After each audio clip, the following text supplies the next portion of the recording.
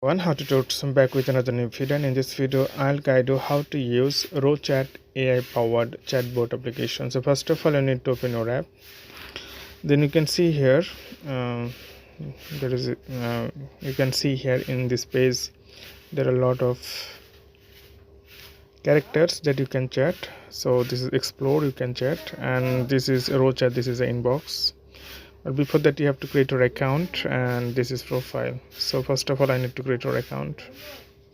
So it's really simple to create account, and after that tap explore. So like if you like anyone, then tap that things and you can start chatting. So this is the one option.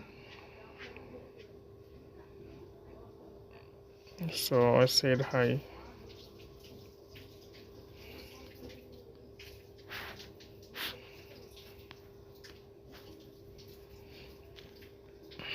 So you can choose, and this is the one option, and also tap the plus icon, create game, create group scene, create character. So you can create here, and this is the library, and this is profile.